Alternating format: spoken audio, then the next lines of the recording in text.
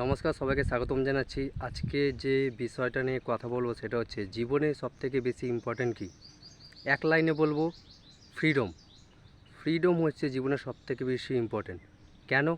তার কারণ হচ্ছে আমরা রোজকার জীবনে যে স্ট্রাগলের মধ্যে দিয়ে যাই তার মধ্যে বেশিরভাগই আমরা গোলামি করি।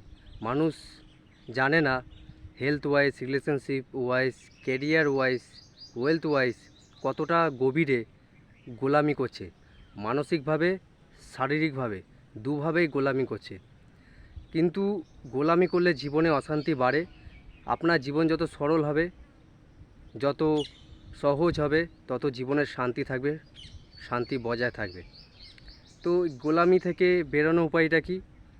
গোলামি থেকে বেরোনোর উপায় হচ্ছে একটাই, নিজের যে রোজকার জীবনে এবং আপনার যে গোল সেগুলো আসলো কোথা থেকে, কেন আসলো, ওটাই বা করছেন কেন, এসব বিষয় নিয়ে প্রশ্ন করুন।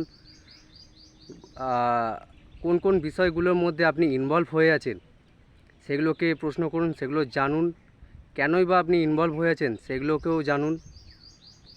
কেন গোলামি করছেন আপনি দেখুন, আপনার বন্ধনটা কি, আপনার গোলামিটা কি, সেগুলোকে আইডেন্টিফাই করুন এবং সেগুলোকে step by step, baby step নিয়ে স্মল প্রসেসের মধ্যে দিয়ে সেগুলোকে যতটা পারবেন জীবন থেকে তাড়ানোর চেষ্টা করুন। যত গোলামি কম করবেন তত আপনার শান্তি বজায় থাকবে জীবনে। অ্যাবসলিউট ফ্রিডমের কথা বলছি না, অ্যাবসলিউট ফ্রিডম তখনই হয়, মৃত্যুর পরেই হয় অ্যাবসলিউট ফ্রিডমটা পাওয়া যায়। আমি বলছি রিলেটিভ ফ্রিডমের কথা। যতটা আপনি ফ্রিডমলি থাকতে পারবেন তত জীবনটা আপনার পিসফুল হয়ে উঠবে, তত আপনি দেখবেন জীবনে আনন্দ পরিস্ফুট হয়েছে, মানে জীবনে আনন্দ বেড়ে যাচ্ছে। তো একটাই কথা বলবো, জীবনে শান্তি বজায় রাখতে গেলে ফ্রিডম থাকাটা জরুরি।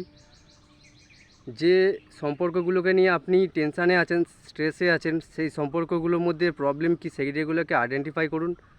আপনার কেরিয়ারে কোথায় যেতে চান, কি করছেন, সেগুলোকে জানার চেষ্টা করুন। সেগুলোকে আদৌ প্রয়োজন আছে, যদি প্রয়োজন আছে কেন আছে, যদি প্রয়োজন নেই তবে কেন নেই, এইগুলোকে আইডেন্টিফাই করুন।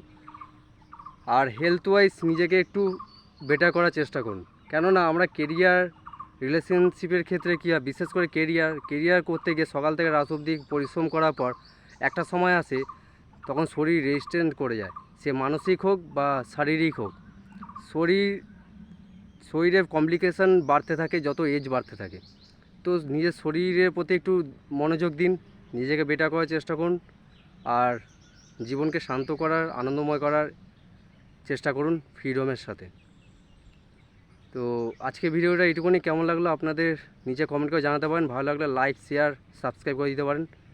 তো সবাই ভালো থাকবেন, সুস্থ থাকবেন। ধন্যবাদ।